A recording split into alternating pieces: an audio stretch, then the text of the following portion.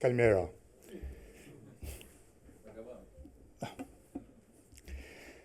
My name is Mustafa Sicak. I'm Senior Advisor in GRC and Cybersecurity.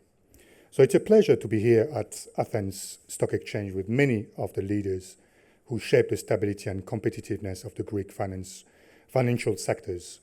CEOs, CFOs, CROs, CISOs, and executives who every day carry responsibility for national financial resilience. Today, I want to talk about something that is becoming as fundamental to financial stability as liquidity and capital adequacy, operational resilience and cybersecurity compliance, DORA, NIS2, and PSD3. But before, let's see if it works. Yeah. But before we go there, let me start with a simple observation. Cyber risk has become a macroeconomic risk, and Greece is no exception.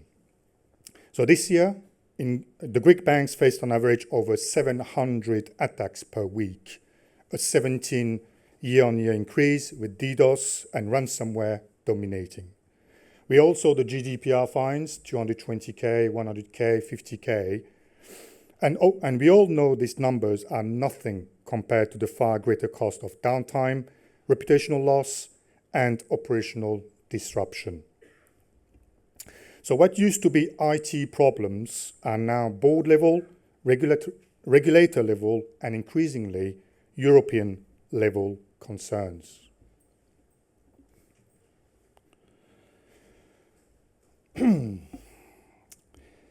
So the EU has launched the most comprehensive regulatory transformation we have seen in 20 years.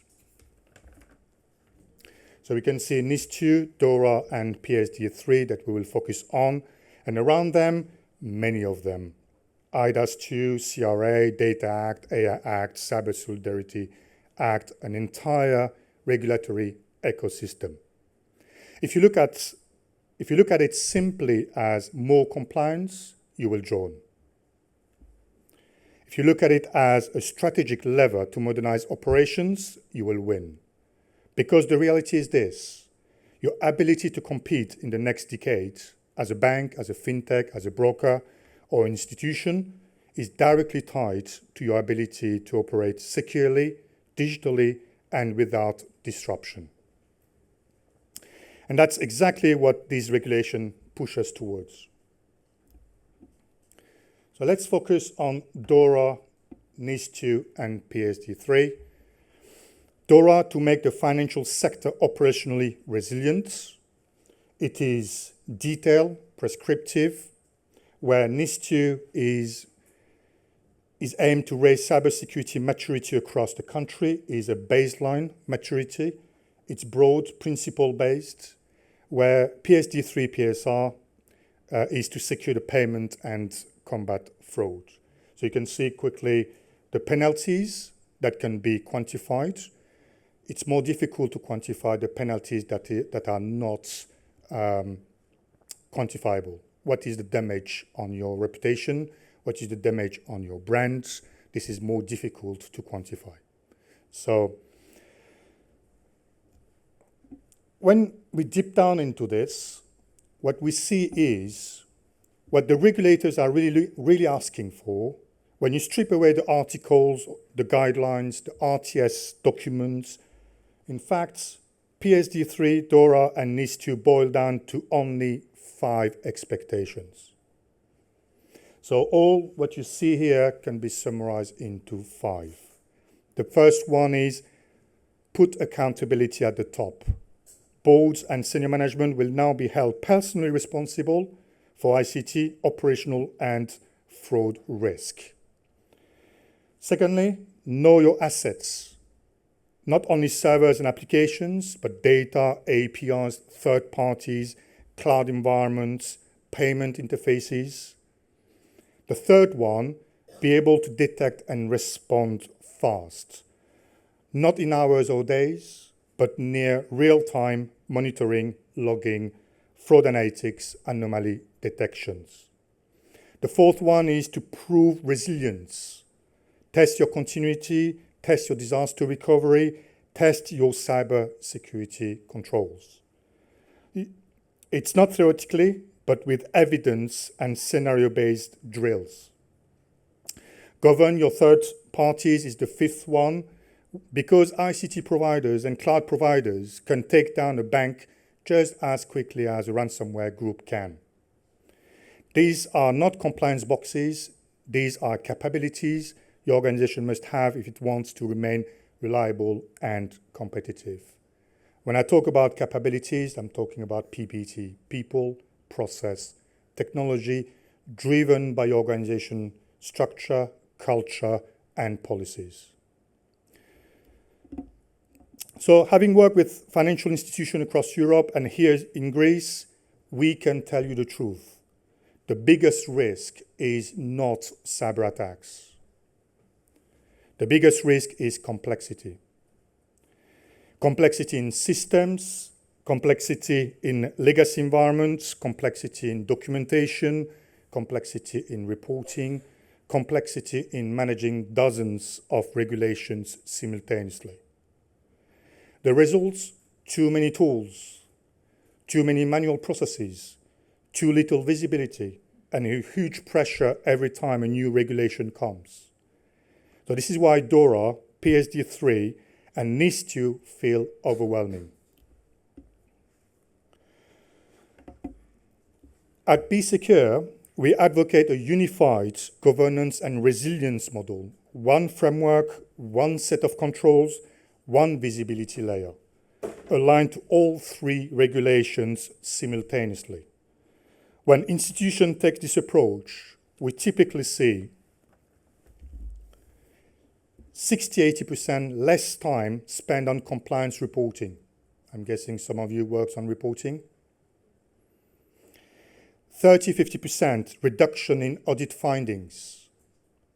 25–40% OPEX savings in compliance operations. And most importantly, faster, stronger incident detection and response. This is not magic, it's structure. So let me give you a few practical examples. The first use case is about unified GRC as a service. A unified GRC framework does three things. It eliminates duplication across DORA, NIS2, and PSD3.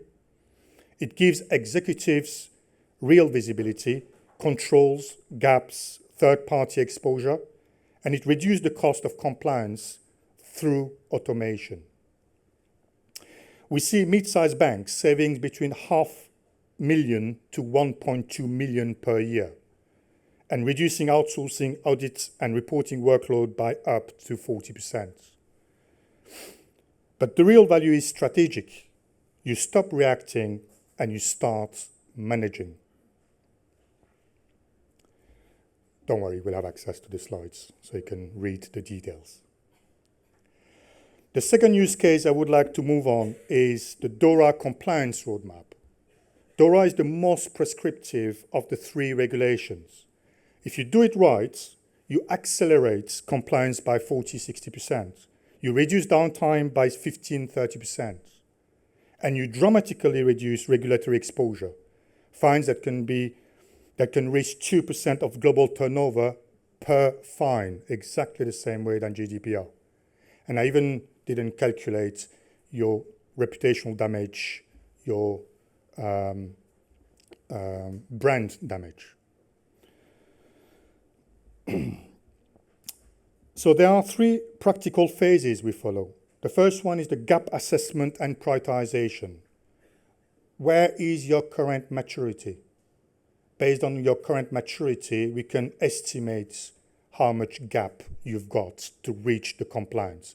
What would be the minimum to reach the compliance and to uplift your security posture?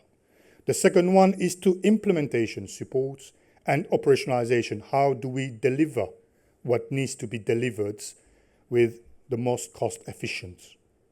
And the third one is assurance, external verification. How do we collect the evidence that what has been delivered is meeting the requirements?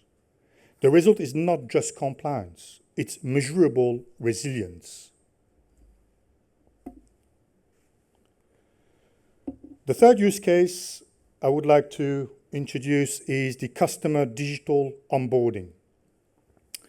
Payment security is front and center under PSD3 and PSR, especially around identity fraud, social engineering, and authentication.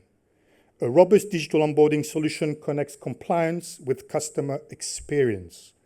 60-80% fast onboarding, 30-50% lower verification costs, and 60-80% reduction in onboarding fraud. This is where compliance becomes commercial advantage. Safer, faster onboarding means higher conversation and higher trust. You can see the nice pictures. I'm guessing some of you have already experienced this.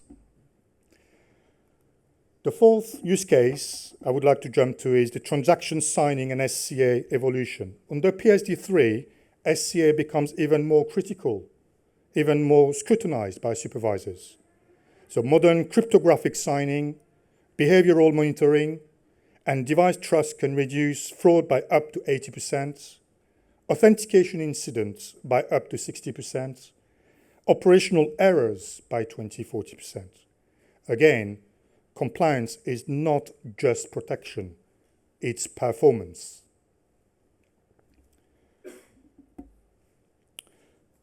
The last but not least, mobile application security. For many Greek banks, and not only in Greece, all around the world, the mobile app is now the primary banking channel. We don't use our mobile to make calls anymore. All right? We do everything just with our mobile.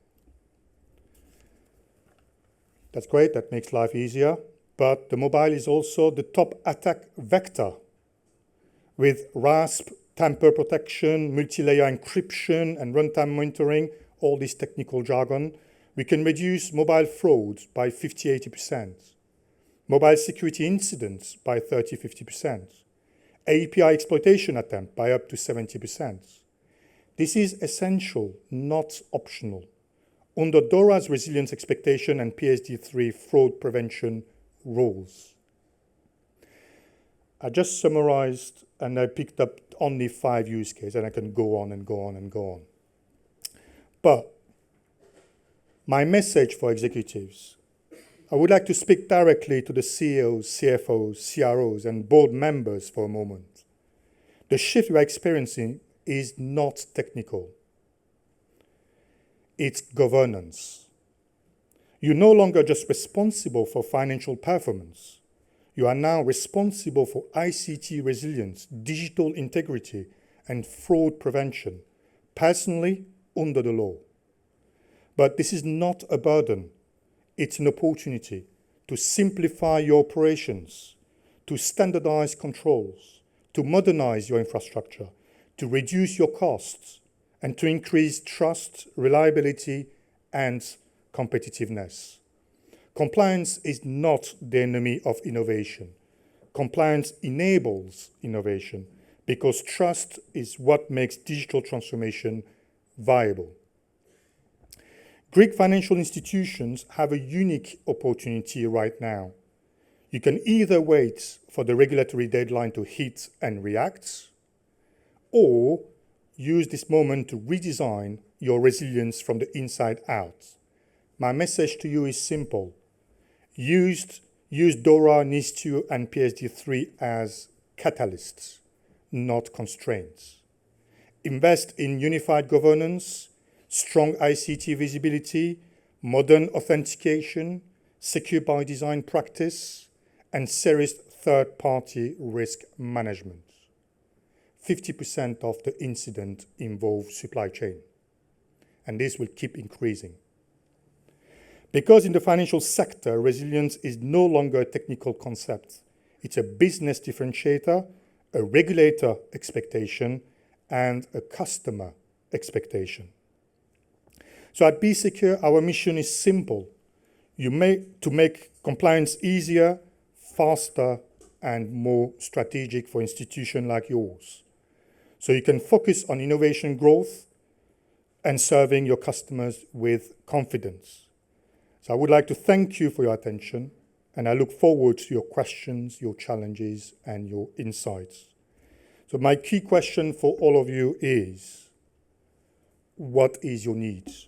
And how can we help you achieve compliance? Not as a cost, but as a competitive advantage. Ευχαριστώ.